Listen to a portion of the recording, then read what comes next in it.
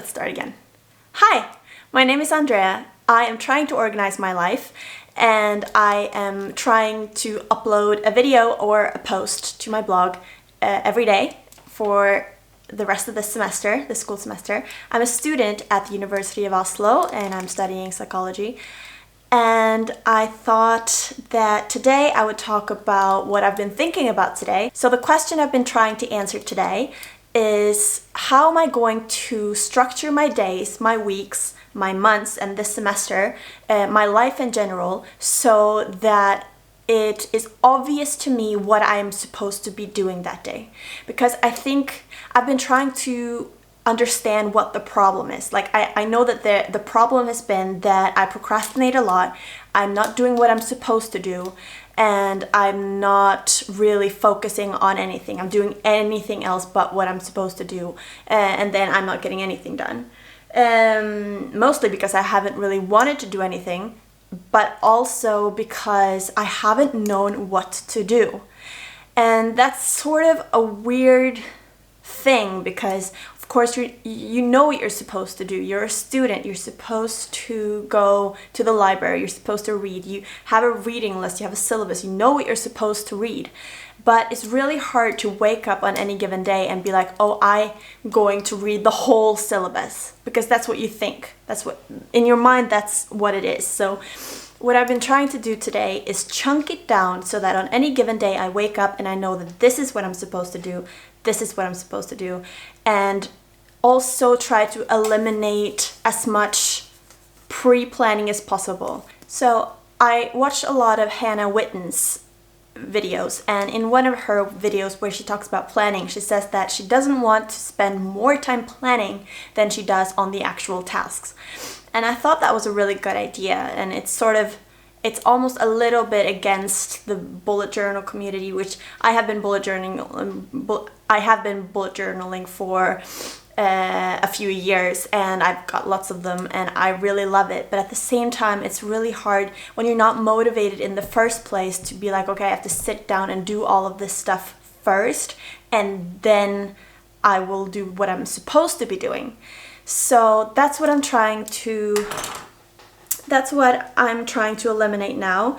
And the way I've done that is I have 4 subjects this semester. They are pretty big each, and they are equally as big, all 4 of them. And 2 of them, I have a written exam, a 3-hour written exam at the end of the semester, which is fine. The other 2 are like essays or bigger papers that I have to write. I'm not sure if that's the right term, but I have chunked it down so that every week I am getting the minimum work done to get through that subject. So for number 1, I have method. It's quantitative. Did I say that right? I don't know. And it's so what I've written is that I have to read 7 pages a day. And when I've done it today, and what I'm thinking about, this is the book. I'm going to get through the whole book this semester. Method is just the worst subject for me. So I thought I would just really chunk it down, make it very manageable, and I also have to get through the book because this is something that doesn't just come naturally. It's not something that you can sort of hassle your way through and hope for the best. Like, if you don't know it, you don't know it. And so what I'm doing is I'm going to do 7 pages every day. That's 35 a week. So if I can't do 7 one day, I'll have to do 14 the next. Or if I'm not doing anything the whole week, I'll do 35 on Friday. And that's a really, really bad idea because that's going to take hours. So what I do is I just write, like I read the page, I write the keywords that I have to understand on Post-its, and I tap them here. I tape them here and I mark off the most important stuff. And it's really, really simple, but it takes a lot of time because you really have to think about it. And what I've also been doing for this is I'm making little notes. So at the end of the week, or at the end of a month, or at the end before I'm revising for the exam, I can pull out one and read it. Here it says observational studies.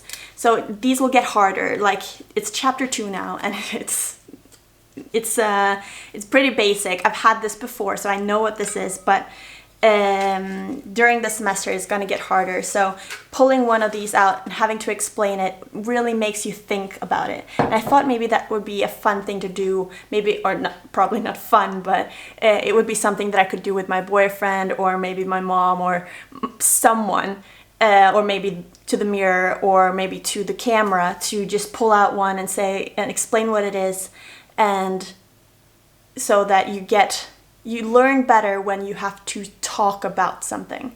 So that's the idea for that one. It's just 35 pages a week. It's not a whole lot, but if I do that starting this week, I will be done in March, and I'll have a lot of time to revise before the exam. And it's not like it's maybe it's 45 minutes of work a day, and that's very manageable. But if I was to wake up in the morning and say I have to study for this, but I don't know what I'm supposed to be doing, I don't know what I'm supposed to be reading, it's a lot harder. So now all I have to do is wake up, go to the page that I left out last, and start there, read 7 pages, and then I'm done. Very easy, very easy. So for the next subject, I thought I would write 1 essay per week. So we have gotten a big list. There are 40 essay questions on this list, and they will pick 4 for the exam, and you have to answer 3. So 40 questions, like they're gonna be like 2-page essays. So 40 questions is a lot to revise on the last day, but it's very manageable to do 1 essay a week. There's about 20 weeks until that exam. So if I do 1 essay per week, I should be fine, I thought. And it's not very hard. I can finish an essay in an hour. So if I do that one of the days, I will keep on top of that subject, but I won't get crowded by it. So that's the idea on that. There's an exam that I'm redoing because I got an E on it the first semester that I was studying. And so I'm just redoing that. I think I have an idea of what the paper is going to be about already, and I am doing 300 words a week, I thought. And that's a whole lot more than I need. Like if I do 300 words per week until the assignment is due, it's going to be way too much. But I'm going to be writing 300 words, cutting something out, rewriting it, and it's going to end up being pretty okay, I think. And I'm going to do the exact same thing with the bachelor's paper that I'm writing. So 300 words per week. And it's not a whole lot, but it makes you have to think about it, and it makes you have to think about it on a regular basis. So that's the idea. It's not a whole lot of work.